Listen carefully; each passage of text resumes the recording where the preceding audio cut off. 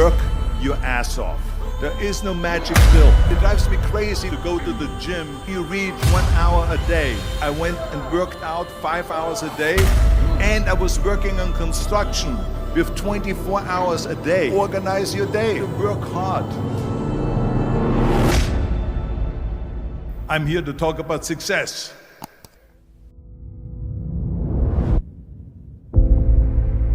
I think the secret to success, it doesn't matter if you come from a little village or from a big town. There's one thing that you have to do, and that is you have to first of all work your ass off. And number two, you have to have a very clear vision of where you want to go. You have to be brave. You have to be tough. You have to discipline to follow through. And it is very important that you don't listen to the naysayers. Because in every step of the way, when you make decisions like, I want to be a bodybuilding champion of the world, people say, this is impossible, this is an American sport, it's never going to happen. When I wanted to be in the movies, they said, you have an accent, it's never going to happen. No one ever became a leading man when you have an accent. Everything is always impossible until someone does it. Trust yourself. Break some rules. Don't be afraid to fail. Ignore the naysayers and stay hungry. Let me tell you, I've made a fortune in several careers, and I've been very successful in several careers by ignoring the naysayers and believing in myself. Imagine you're 15 years old and you're in Austria and you say to the people, I want to be the bodybuilding champion of the world. Of course they come to you and say, but wait a minute, that's not an Austrian sport. Bodybuilding, that's an American sport. But you know something, I had it very clear in my vision and I knew exactly what I wanted to do. I wanted to be a bodybuilding champion. And I started training 1 hour a day, 2 hours a day, 3 hours a day. By the time I was in military service, with the age of 18, I trained 4 or 5 hours a day. And I became the youngest Mr. Universe ever. The youngest world championship at the age of 20. So much for it can't be done. And right after that, because like I said, you have to be hungry, I went after my next goal, which was to come to America. I came over here with empty pockets, but full of dreams, full of desire. I knew that this was where I could continue my bodybuilding career and start acting also, go into the acting profession. So I immigrated here and I kept training and training hours every day, 5 hours, 6 hours a day, and won one world championship after the other. By the time I was finished with bodybuilding, I won 13 world championship titles, more than anyone. And then again, I was hungry to move on, because you can't do bodybuilding for the rest of your life. I wanted to move on, and I knew there was acting that I wanted to get into. But again, I faced the same obstacles where people said it can't be done. When I talked to agents, they said to me, you cannot become just an actor and walk into movies. I say, I just don't want to become an actor. I want to be a leading man. They say, well, forget about that, and they laughed. I mean, with your accent, no one has become a leading man with your accent. And with your body, look at all those bumps sticking out. This overdeveloped body they were in 20 years ago when they did Hercules movies, but now it's Dustin Hoffman, it's Al Pacino, it's Woody Allen. Those are the new sex symbols, don't you understand it? Look at you. Forget it, it will never happen. And with your name, Schwarzenegger or whatever your name is, I can see that already up there in the billboards. That isn't going to sell any tickets. But you know something, I didn't listen to them. I started working very hard, just like in bodybuilding. 5, 6 hours a day. I went to acting classes, speech classes, dialogue classes, accent removal classes. Everything that you can think of I did. And slowly everything started happening. All of those liabilities that they talked about started turning into assets. When I did Conan the Barbarian, the director came to me and he said, if we wouldn't have you, we would have had to build one. And on Terminator, the director said, I couldn't imagine to have anyone play Terminator that wouldn't have an accent and that wouldn't have your body. I cannot imagine the line, I'll be back, with a normal American accent. It works so perfectly that you have this German accent. So all of those things that they said are liabilities became an asset. As moment went on, it grew and grew, and I went from one movie to the next, started making more and more money, and then I ended up being the highest paid actor with $30 million on Terminator 3. That just shows you again so much for it can't be done. This is why I try to tell you, anything and everything can be done if you can visualize it and if you believe in yourself. Never give up and never be afraid of failure, because otherwise you box yourself in and you limit yourself. I was never afraid to fail when I ran for governor. I was never afraid to fail to tackle anything, because you should not be afraid of failure. That's just part of life. People ask me all the time, what is the secret to success? And I always tell them what the short version is, you got to have a 22-inch biceps. And you got to be able to kill predators with your bare hands. And of course, you got to have this charming Austrian accent. That's a given.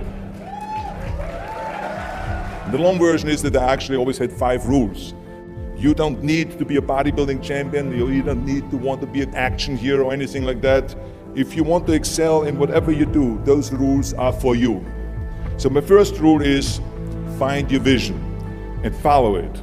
If you don't have a goal, if you don't have a vision, you just drift around. You're not going to be happy. I grew up after the Second World War. Austria, right along with Germany, lost the Second World War. There was, of course, depression. There was a terrible economic situation. I wanted to get out of there. I wanted to escape. And luckily, one day in school, I watched a documentary about America. I knew exactly that is where I wanted to end up. The question was just, how do I get there? How do I get to America? No one had the money to travel or anything. But one day, I was fortunate enough to see a bodybuilding magazine. And on the cover was this very muscular guy. Mr. Universe becomes Hercules star. His name was Reg Park. I read the article as fast as I could, learning about how he grew up in Leeds in England, poor, and how he trained 5 hours a day, every single day, and trained and trained and trained, and then he finally became Mr. Great Britain, and then became Mr. Universe. And then he won a second Mr. Universe title and a third Mr. Universe title, and then all of a sudden he landed in Rome in Cinecittà, doing Hercules movies. And as I read, I became more and more certain.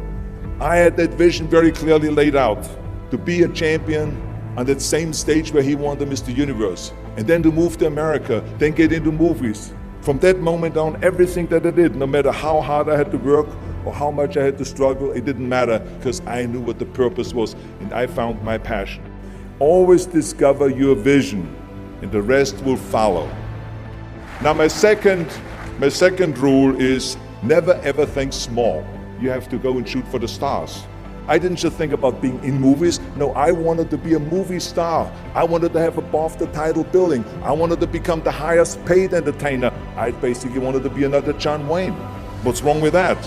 Never think small, think big. My third rule is ignore the naysayers. I think it is natural that when you have a big vision and big dreams and you have big goals, that people are going to say around you, I don't think it can be done. I think it's impossible. I mean, it started right away when I was 15 years old and I became a bodybuilder. Right after that, when I said, I want to be a world champion in bodybuilding, I want to be Mr. Universe. They immediately said, are you crazy? Bodybuilding is an American sport, forget about it, it's nuts. And then when I wanted to go into show business, after I won 13 world championship titles in bodybuilding, I said, I want to be like Reg Park. I want to be a Hercules, I want to get into movies. Well, I tell you, when I met those agents and managers, their reaction was, oh, Arnold, that is so funny. You want to be what, a leading man? Oh, come on. I mean, look, first of all, let's start with your body. You're gigantic, you're like a monster. And then your accent, oh, it gives me the chills just listening to your German bullshit. Come on now. Have you ever seen an international movie star with a German accent? It doesn't happen. Forget about that. And then your name, what is it, Schwarzenegger or something like that? People are going to storm the theater and the movie houses because Schwarzenegger is starring in a movie. Oh yeah, I can see that already. Imagine that. Everywhere I turned, they said, no, it won't happen, it's not going to happen, and forget about it. Luckily, I did not listen. I started taking acting classes, English classes, even accent removal classes. I ran around all day saying lines like, "A fine wine grows on a vine." All of a sudden, I got a little break.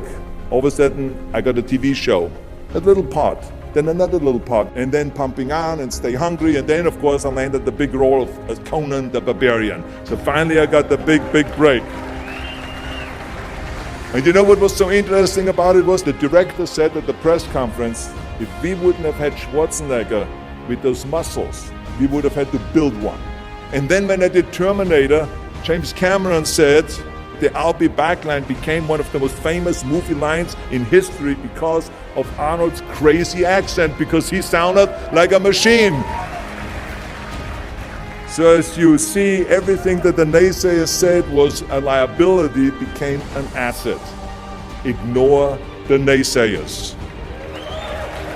The fourth rule is work your ass off. You never want to fail because you didn't work hard enough. It doesn't matter in what area you're in. No pain, no gain.